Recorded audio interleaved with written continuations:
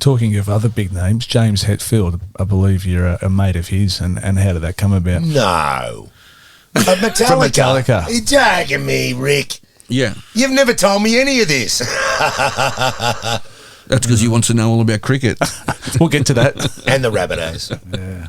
It's a funny thing about the last time Metallica played here was at Soundwave, and it was out at the stadium. Yeah.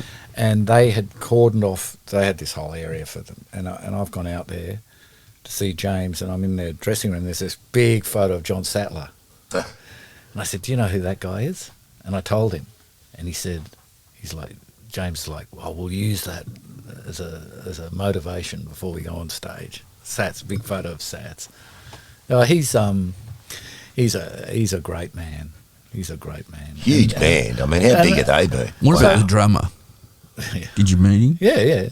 He's always very nice to me, but there's this dynamic in that band that I've seen them maybe Lars 10 Ulrich, yeah. I've seen them maybe 10 times.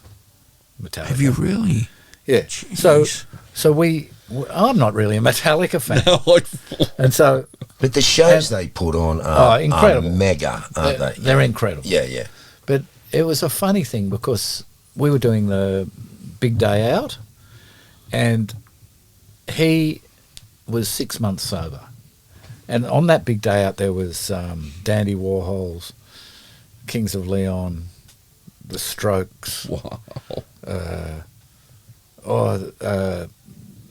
was a drug A drug lineup. it was like Drug Olympics. So the first gig was in the Gold Coast, and we thought that Metallica. We were on the stage just before them, and we thought they're going to be this machine that comes in and just pushes the little Aussie band out of the way, you know.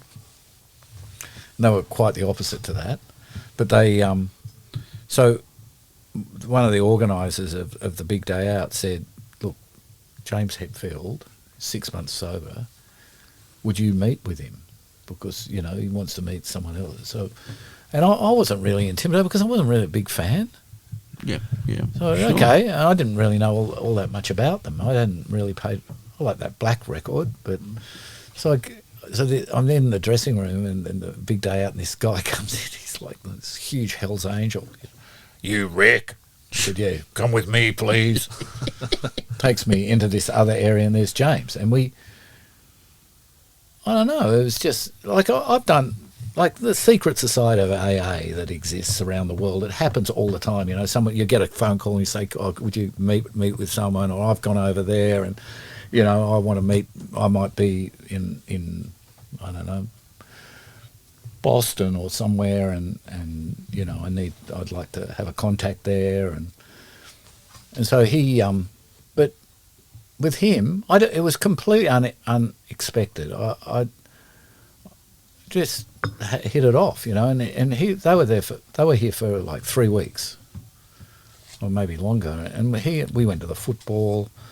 We just hang out, and He'd have to get recognised everywhere he goes. he usually most times he'd have this guy, the Hell's Angel guy, with him, Yeah. who would sit somewhere else. Yeah. He was great guy. He was from New Zealand actually, Yeah.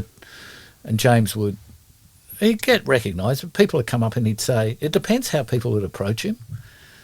You know, people come up and go, "Oh, you're James Hetfield," and he'd go, I'm having private time." You know, because people will just, you'd be sitting there talking and people just kind of barge in, you know. I'm glad it happens in the music industry as well. I know. Oh, but he's just a great guy, and we just hit it off, and we had this, you know, it's a hard thing to explain, but he sometimes, you know, there's a saying in AA, sometimes you'll hear someone tell your own story back to you. Yeah. And that's what happened with him and I. Is he still sober now? Yeah. Wow.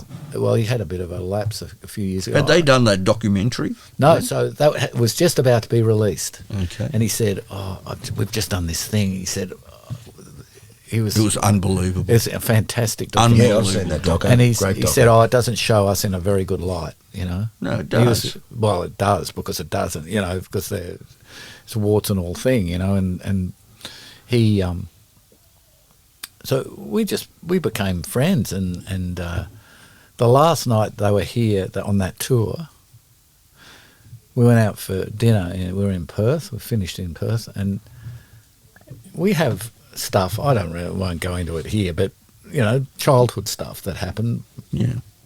That very, very similar, and we got really emotional, and we both got really teary at this table, and he's grabbed my hand, and we're both at this table, and I said, "Hey, if someone walks past and recognises you in tears now, it's not going to be good for you." Or me. So, and then I've just when he's come, he what he does is he comes here and he comes and sees me, and he goes out and sees. He's got a friend out at Penrith who races hot rod cars, so he goes out and sees him, and I don't know, we don't really talk about, I don't know, different stuff. I mean, he's a lovely, lovely man, and I say to him, like, go and see them, and it's like a religious rally, it's like, and he's the singer, and he'll come off stage, and I'm just going, Yeah.